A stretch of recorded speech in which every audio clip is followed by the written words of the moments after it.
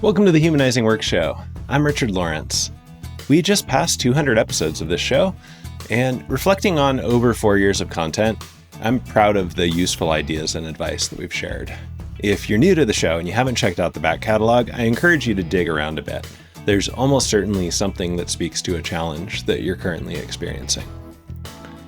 One of the most useful and evergreen things we've shared is how to have effective retrospectives. The simple act of stepping back to learn from your experience is huge. When retros are facilitated well, that's where culture shifts, where trust builds, where improvement actually happens and sticks. When they're done poorly, as they too often are, they're just another meeting that everyone endures. The good news is that it's actually not much harder to facilitate a good retro than a bad one. You just have to replace some common but ineffective techniques with ones that work better. Today, we're rebroadcasting episode 61, 2 Key Moves for Better Sprint Retrospectives, which captures 2 of our favorite practices to turn retros from a check-the-box exercise into a genuine learning engine. This isn't just for Scrum teams. Don't let the word sprint in the title throw you off. It's for anyone who wants to learn from their experience, individually or as a group, to make things better in the future. Enjoy 2 Key Moves for Better Retrospectives. Too many retrospectives use a standard format every time, something like stop, start, continue. While those types of retros might get you some initial improvement, they quickly hit their limits. They're kind of like training wheels, where yes, you're riding a bike, but then the transition to actually riding without the training wheels comes as a bit of a shock. Training wheels teach you the exact opposite body response to balance from what you need when riding a bike without them. You turn away from falls on training wheels, but into them on a real bike. Basic approaches like stop, start, continue get you riding the bike of improvement, and usually just within the team boundary. Then, as soon as you hit the limit of what they can accomplish, which usually happens within a few sprints, the next level of improvement requires some creative thinking and potentially influencing systems outside of the team. At that point, you need to take the training wheels off, but now you've taught your team the exact wrong habits for a retrospective. Habits like, I'll just send my ideas in ahead of time, and assuming individual conclusions and proposals without reasoning together as a group will do the job. In this episode, we're going to share how to break those habits or avoid getting into them in the first place so that your team can continue improving both within the team boundary and by influencing the systems around it. A team I was coaching had fallen into the common retrospective rut. They were using most teams' default approach. What worked, what didn't, what should we try? In the early days, like Peter described with the training wheels, this approach had led to rapid cycles of improvement, and the team was functioning reasonably well. But then the retros started becoming less useful, less transformative for them. The answers to the first 2 questions, what worked and what didn't, after a while started becoming more specific to individuals or to certain specialties, and were often things that just weren't that big a deal. It sort of felt like people were just trying to find something to say. Then that third question, what should we try, was often like a suggestion box of random ideas, not particularly structured or strategic. The Scrum Master for this team realized his team wasn't really having a conversation about the same thing. Each participant had their own experience and ideas from the sprint, and the team was collecting those, but not really engaging with them as a whole. So he decided to deliberately collect some shared data and to facilitate a conversation around that data. Going into the next retrospective, the Scrum Master collected various artifacts: the sprint backlog, a list of emergency items added during the sprint, notes from the sprint review, the last few sprints' cumulative flow diagrams, and more. He taped those to the wall in the meeting room. And then at the beginning of the retro, he asked participants to walk along this display on the wall and take it all in. Then he facilitated a conversation about what stuck out to people, what patterns they saw, what seemed important, and eventually, what opportunities for improvement the data suggested. The team realized, especially from those cumulative flow diagrams, that for several sprints, they'd been starting lots of work separately and then not getting most of it done, even though they all felt busy throughout the sprint. Yet somehow this conclusion that was staring them in the face at this point hadn't come up in a previous retrospective, because this was the first time they all looked at data about the team's collective experience and reasoned about it together.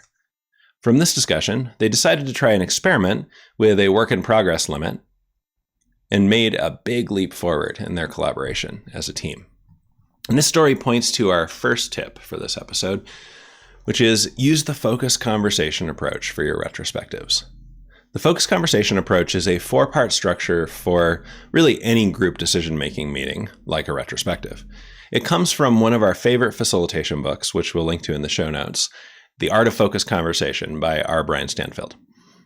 Focus conversation is sometimes called the ORID approach, after the 4 parts of the conversation structure that begin with those letters. The first part, the O in ORID, is about observation. In observation, the group collects and or reviews a pool of shared objective data. In a sprint retrospective, this can sound like, what objectively happened in the last sprint? What did we plan to do? What did we actually get done? What impediments came up during the sprint? Often in a sprint retrospective, the data already exists somewhere, and the Scrum Master or other facilitator can bring artifacts that already collect that data, and then the group can just take it in and add to it. The next part, the R in ORID, is what's called reflection. The reflection stage captures individuals' personal reflections or reactions to the data, their feelings about it, and makes those visible to the group instead of leaving them hidden. In a retro, this might sound like looking at the data, what do you feel particularly energized or motivated by? What do you feel demotivated or frustrated by? We'll often visualize this using dots or icons on the data.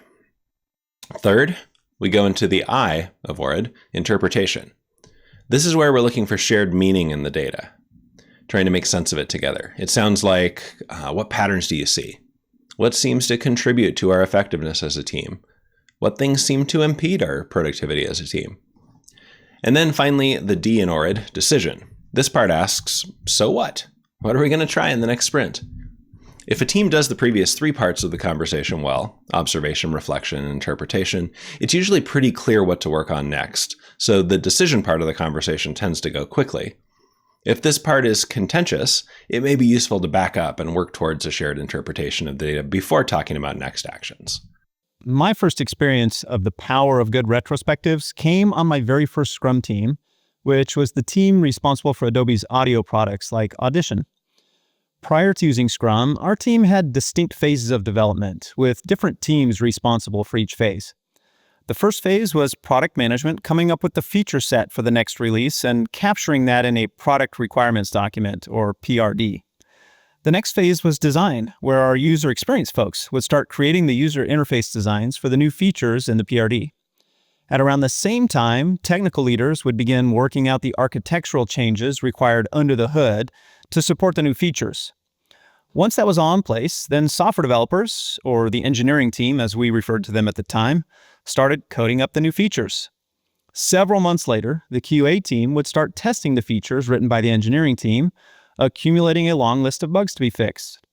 Finally, we'd start fixing the bugs and try to get everything out the door for the planned release date. When we adopted Scrum, all of those phases were condensed into a single sprint. And we didn't know much about how to do it well, other than to try to get all of those parts done in one sprint. There was limited literature at the time to help us, so most of our improvements came from being disciplined about holding retrospectives every single sprint. Our first sprints looked like a condensed version of what we did before. Some feature descriptions and details by product management, now the product owner, led up to sprint planning.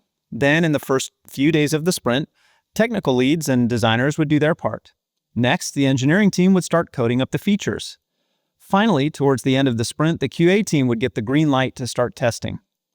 But often, that handoff to testing was pushed later and later in the sprint as the engineering team encountered unexpected delays, as is the nature of complex work.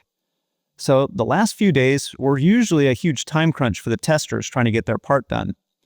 Often, testing didn't finish, and so the next sprint would be a mix of testing, finishing up items from the prior sprint, while engineering got started on the next set.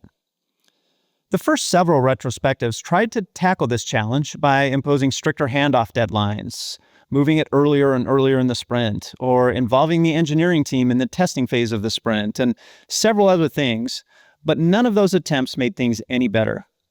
Finally, after sprint 8, when the same pattern reared its head again, we decided we really needed a breakthrough.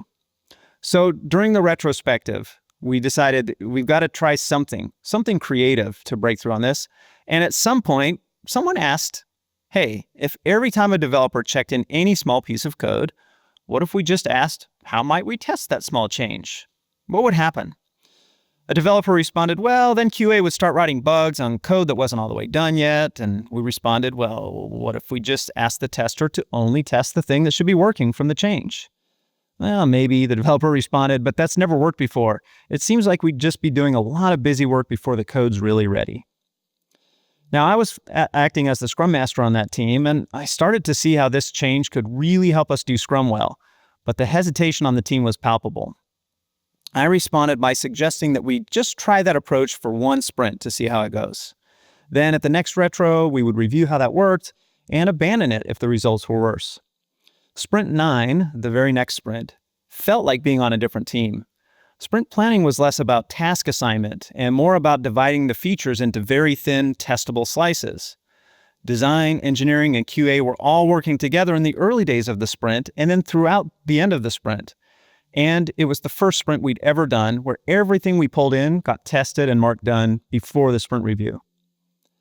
That simple idea, to treat it like an experiment, is our second tip.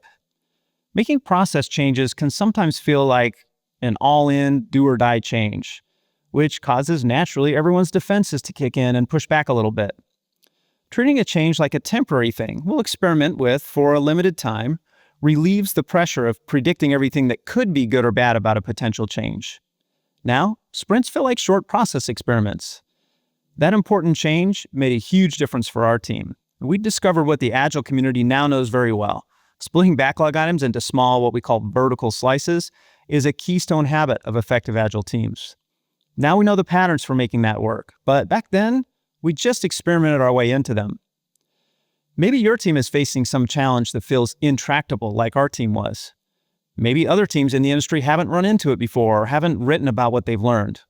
Great. Use the focus conversation to identify a small experiment to try in the next sprint. Breaking through those key impediments gives your team a strong sense of progress and motivation.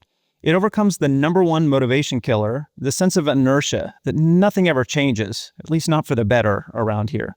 Some of your retrospectives will result in big revolutionary changes like the ones we've described in these stories.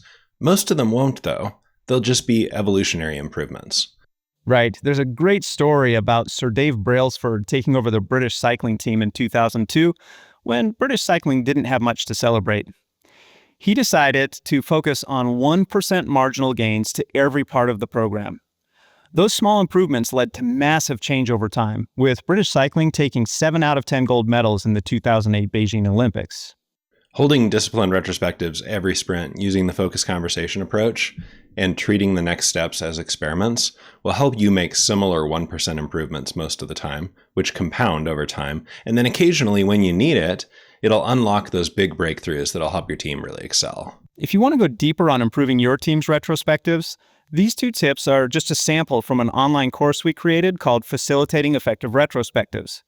There are lots more tips in the course to make you a better facilitator, especially for distributed teams who need to have effective virtual meetings. We'll link to the course in the show notes. Thanks for checking out this episode.